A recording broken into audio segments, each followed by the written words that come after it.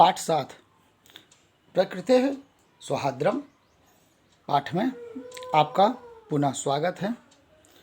आज हम लोग इस पाठ के कुछ भाषिक कार्य को करते हैं जिससे कि आपको पता चल सके कि आपने इस पाठ को पढ़कर कितनी तैयारी की है।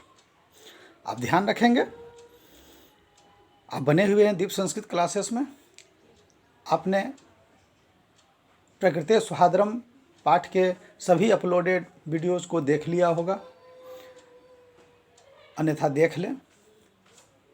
आपने सब्सक्राइब कर लिया होगा निश्चित रूप से, और आपने उसका लाभ भी उठा लिया होगा।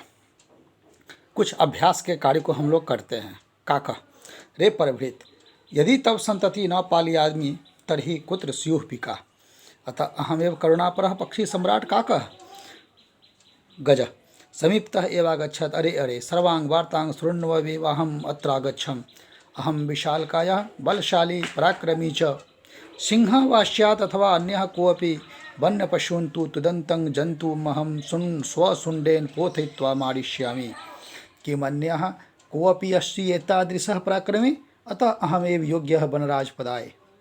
वानरः अरे अरे माँ एवं माँ शीघ्रमेव गजस्यपि पुच्छं विधोय वृक्षोपरि आरोहति। एक पदेन उत्तरत जो आपके सीबीएसई के परीक्षाओं में भी आते हैं, जिसमें हम लोग देखेंगे कि हम उसका अभ्यास कैसे करते हैं। एक पदेन उत्तरत प्रथम पद है काका का संतति पालयति, कौवा किसके संतान को पालता है। तो आपके पास प्रथम पंक्ति में ही उत्तर है यदि अहम तव संतति न पालयामि कुत्र स्युः पिका।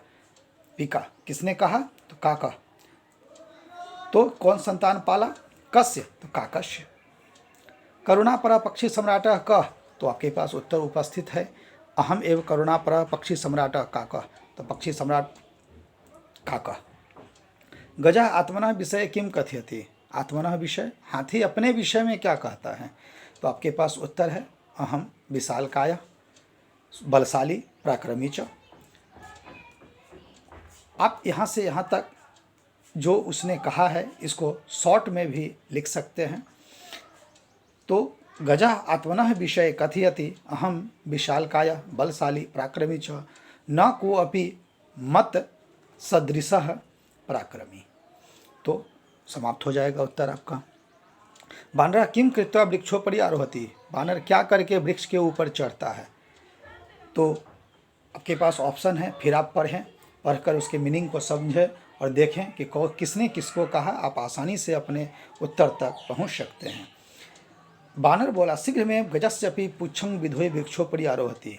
वानर क्या करके वृक्ष पर चढ़ता है? तो वानरा पुच्छम गजस अपि पुच्छम विधोय वृक्षोपरि आरोहति। सर्वाम वार्ताम अत्र विशेष पदम किम प्रयुक्तम? विशेष पद क्या प्रयुक्त है? सर्वाम वार्ताम। आप जानते हैं कि विशेष हमारा जिस विभक्ति वचन में होगा उसी विभक्ति वचन में विशेषण का भी प्रयोग हम लोग करते हैं। तो वार्ताम द्वितीय एक वचन है स्त्रीलिंग में, उस परिस्थिति में इसका द्वितीय एक वचन शब्द है सर्वाम। तो यह शब्द ही इसका सही उत्तर होता है।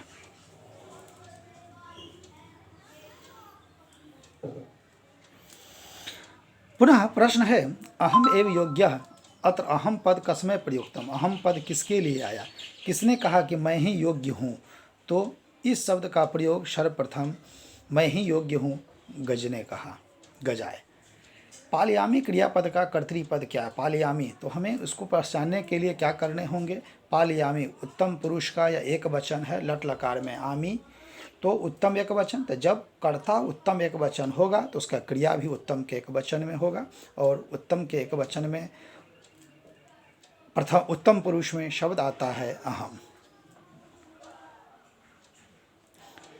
वानरः इति कर्तृपदस्य क्रियापदम की। वानरः प्रथम पुरुष एक वचन है, इसका कर्ता भी प्रथम पुरुष के एक वचन में, और प्रथम पुरुष एक वचन में एक ही शब्द है और वह शब्द है आरोहति। इस प्रकार आप अपने भाषिक कार्य को आराम से जांच सकते हैं।